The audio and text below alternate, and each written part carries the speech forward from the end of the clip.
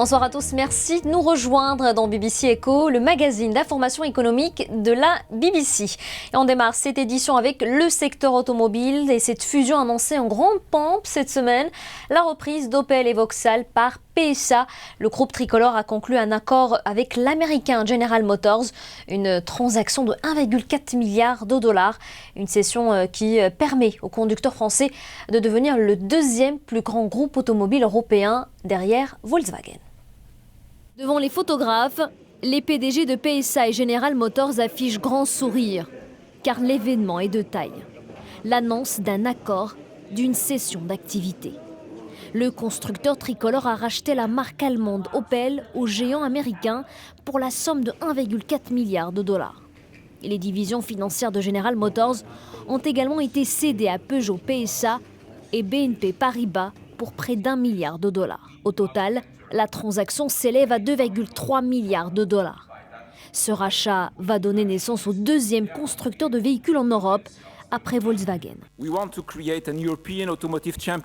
Nous voulons créer un champion européen de l'automobile à partir de la combinaison d'une société française et d'une société allemande. Nous reconnaissons que beaucoup a déjà été fait sous la direction de M. Neumann et nous espérons qu'avec notre soutien, nous allons libérer totalement le potentiel des marques Opel et Vauxhall. Nous sommes en effet attachés à ces deux marques emblématiques avec leur patrimoine allemand et britannique. Garder l'indépendance de la marque Opel, une question qui préoccupe les autorités allemandes et à laquelle elles cherchent une réponse. J'ai discuté avec le gouvernement français et mon collègue Michel Sapin. Ce sont les propriétaires de PSA. Monsieur Sapin partage notre point de vue. Nous pensons qu'Opel devrait rester une marque indépendante. Mais du côté des employés d'Opel, la nouvelle a été bien accueillie. Personnellement, je dirais que cela ne peut que s'améliorer. Pour être tout à fait honnête, je vois personnellement plus d'opportunités que de risques. Je travaillais en parfaite harmonie avec les employés de GM. Et maintenant, nous allons travailler avec PSA. Pour General Motors, c'est une page qui se tourne. Le constructeur met fin à sa présence en Europe. En 16 ans, il n'a jamais réussi à gagner de l'argent avec son activité sur le vieux continent. Le président nigérian Muhammadu Buhari est rentré au pays en fin de semaine après une longue absence pour maladie. Il n'a pas pu atterrir à l'aéroport d'Abuja. Celui-ci est désormais fermé pour une durée de 6 semaines pour des travaux de réparation de la piste d'atterrissage. Les vols seront dirigés vers l'aéroport de Kaduna à 200 km au nord. Olivier Weber nous en dit plus sur ces travaux.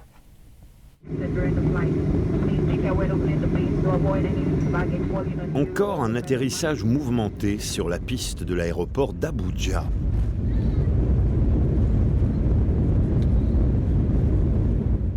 En voici la cause, 2 énormes trous sur la piste.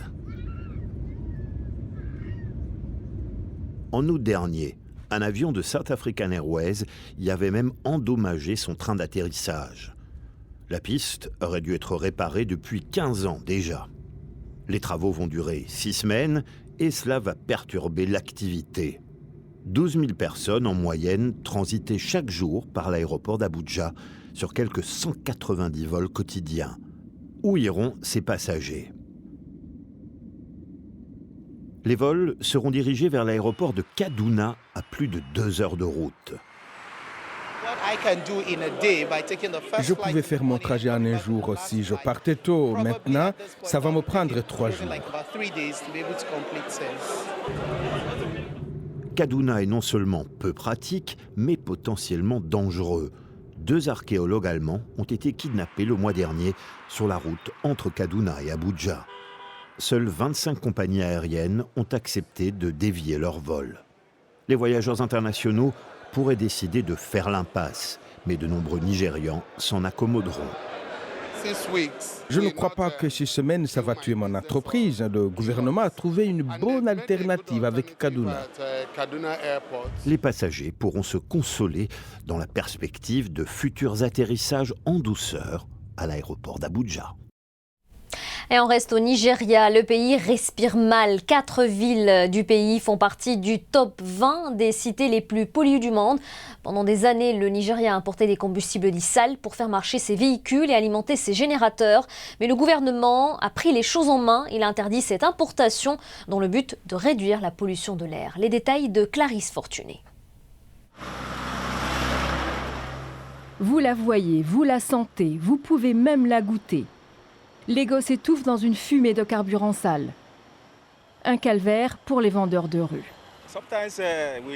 Parfois, je me sens malade et je ne sais pas pourquoi. Ça m'inquiète. Aujourd'hui, par exemple, je tousse. J'espère que c'est pas grave.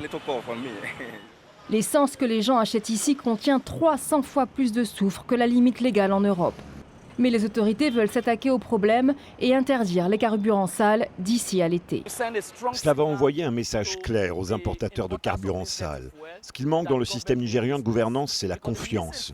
Si le gouvernement veut regagner la confiance des gens, il doit prendre ce genre de mesures dans l'intérêt de la population. Même avec une telle interdiction, les experts estiment qu'il faut faire plus pour prévenir une crise sanitaire. On se dirige vers une épidémie de troubles respiratoires, de maladies cardiovasculaires et de maladies chroniques des poumons, comme les emphysèmes. Notre système de santé actuel sera incapable de le gérer. Le carburant sale est bon marché, mais si l'interdiction fonctionne, elle contribuera à épurer l'air du Nigeria. À terme, ce sera beaucoup moins coûteux.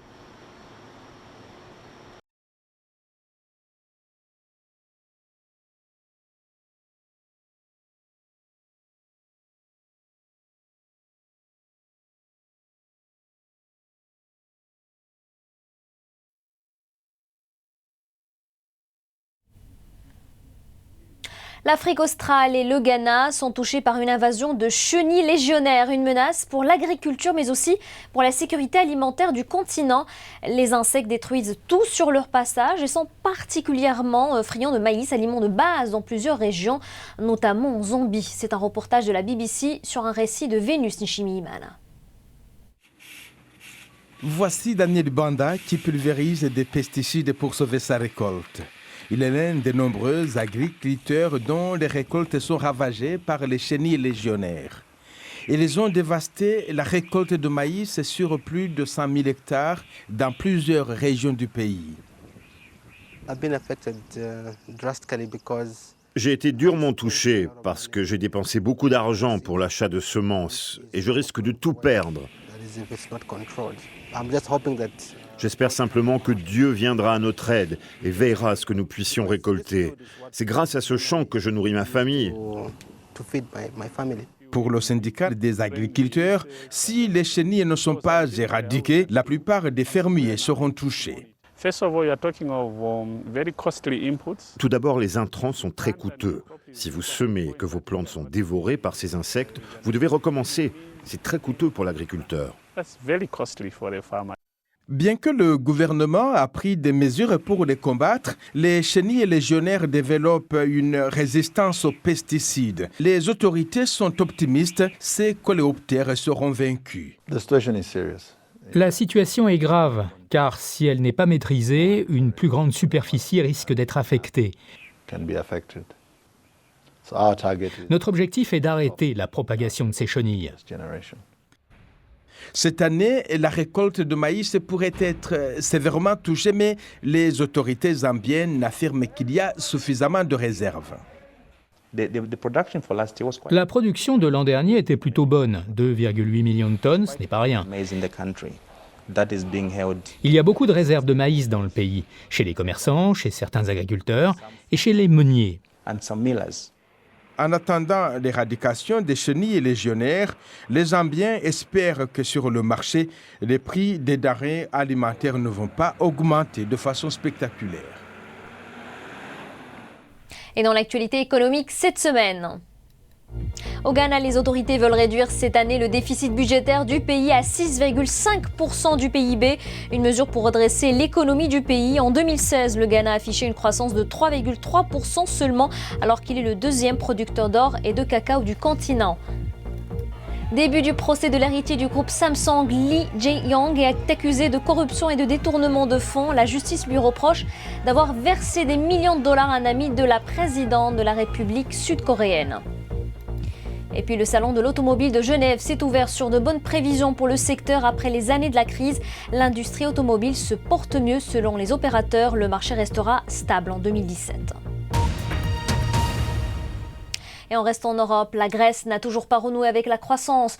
Son PIB a reculé de 0,5% en 2016. Un nouvel échec de l'austérité imposée par les bailleurs de fonds européens. Après des années de crise et de privation, les Grecs n'en peuvent plus. Mila Kimbouini. La cohue dans un tribunal de la banlieue d'Athènes. La tension est palpable. Le déficit et la dette historique de la Grèce ont conduit à la frustration. L'homme à la chemise à rayures est un avocat. Il doit procéder à la saisie d'un bâtiment dont les propriétaires ne peuvent plus payer le prêt hypothécaire. Mais il est empêché par un groupe de militants. Ils ne lui laissent pas la parole. Le dossier est reporté à un autre jour.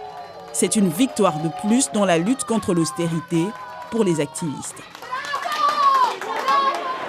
Après des années de restrictions, les Grecs craignent que le FMI et les dirigeants européens leur imposent de nouvelles contraintes. Le chiffre d'affaires de ces poissonniers du marché de la capitale a chuté de 70% depuis le début de la crise de l'endettement, il y a 7 ans. Mais ils mettent en garde, eux et leurs clients ne pourront pas tenir indéfiniment. Nous ne les croyons pas. Il y a toujours de nouvelles restrictions, mais pas de nouveaux emplois. Si le FMI et la zone euro imposent de nouvelles mesures d'austérité, les choses ne s'amélioreront pas. Il faut de nouveaux investissements pour que les choses changent, pas plus d'austérité. Face au Brexit et à l'arrivée de Donald Trump à la Maison-Blanche, les problèmes économiques de la Grèce ne font plus la une de l'actualité.